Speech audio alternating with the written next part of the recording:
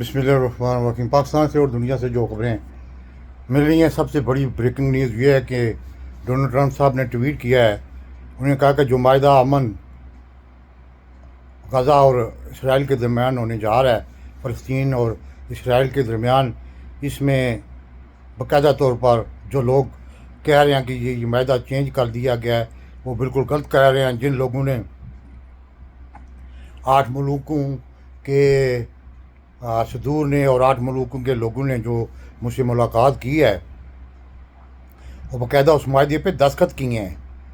अब ये बाउंड हो चुके हैं कि वो उस माहदे की हिमायत करें जिसमें आसिम मुनीर और शहबाज शरीफ शामिल हैं।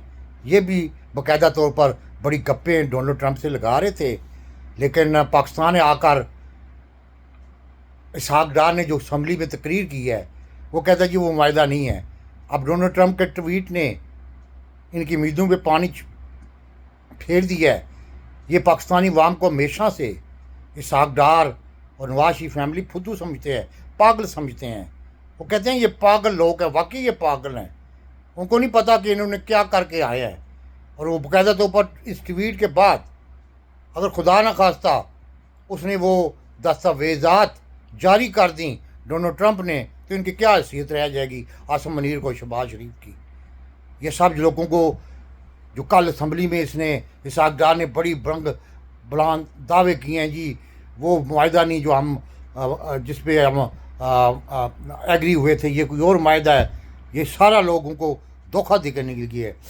और दूसरी सबसे बड़ी है कि डोनाल्ड ट्रंप साहब ने, मैंने बताया था 2 दिन पहले कि हमास को धमकी दे दी है 48 घंटे की महल में एतवार तक कि वो इस माहदे को तस्लीम करे, वरना बाकायदा तौर पर बमबारी की जाएगी और लोगों को शहीद किया जाएगा।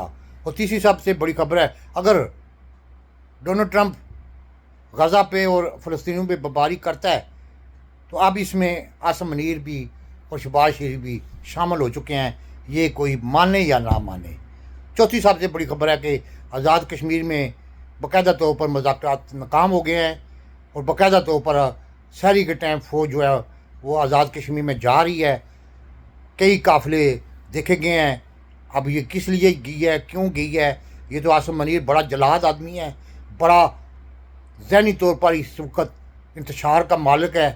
हो सकता है 26 नवंबर की तरह लोगों को गोलियों से भून ना दे।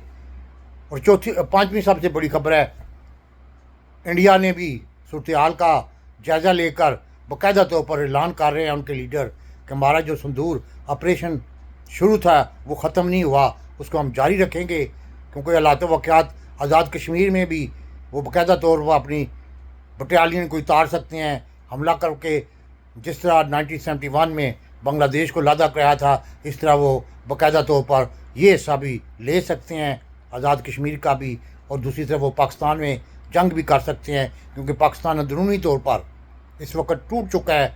इस वक्त कोई अवामी नुमाइंदा नहीं है। ये जो भी हैं ये जैली मैंडेट के ज़रिए हुकूमत कर रहे हैं। चाहे वो आर्मी चीफ है, 6 जर्नैल हैं, उनको फांसी होनी चाहिए। मैं बार बार कह रहा हूँ, 6 जर्नैल हैं। ISI का आसिम मलिक, आसिम मुनीर और 4 जर्नैल जो है GHQ में बैठे हैं, उनको बस पकड़ के तो फांसी दें, वरना मुल्क के लिए हालात आने वाले दिनों में बहुत ज़्यादा ख़राब होने जा रहे हैं। क्योंकि इमरान खान साहब ने अब जो तारीख शुरू करनी है ना, वो किसी के बस का रोग नहीं होगा।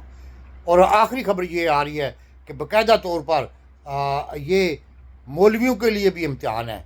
मौलाना फजल मान ऐसा बद किरदार और बदनुमा दाग है पाकिस्तान की अवाम पे और मौलवियों पे। वो अभी तो बोला है कौमी असम्बली में, लेकिन वो बिक जाएगा, वो वजारत ले लेगा, कहेगा मुझे वज़ीर-ए-आला KPK बना दो, मैं आपके साथ हूँ। वो ऐसा बद किरदार शख्स है।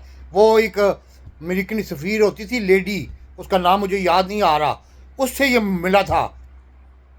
उसको कहता था कि आप हमें भी तो मौका देना, हम भी तो राह में पड़े हैं। ये वो बंदा है। तो बाकी मौलवी कराची वाले वो जो सब जो है लोगों को फ्रॉड बनाते हैं, चाहे वो जो भी हैं। कराची में बहुत वो मौलवी बड़ा है। बाकी आए हदीस वाले सब आपको पता है कौन है, सब यानी कि पैसे के पुजारी हैं। सऊदीया से पैसा आता है और पैसा खाते हैं और बाजारों पे फिरते हैं और बड़े बड़े پیٹ نکالے ہوئے، انہوں نے کیا کرنا ہے؟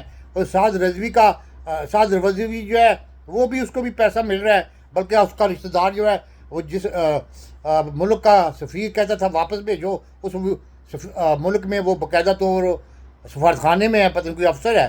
تو یہی صورتحال ہے، آگے دیکھیں کیا ہوتا ہے۔ لیکن ڈونلڈ ٹرمپ کے ٹویٹ نے عاصم منیر اور شہباز شریف اور نواز شریف کی امیدوں پہ پانی پھیر دیا ہے۔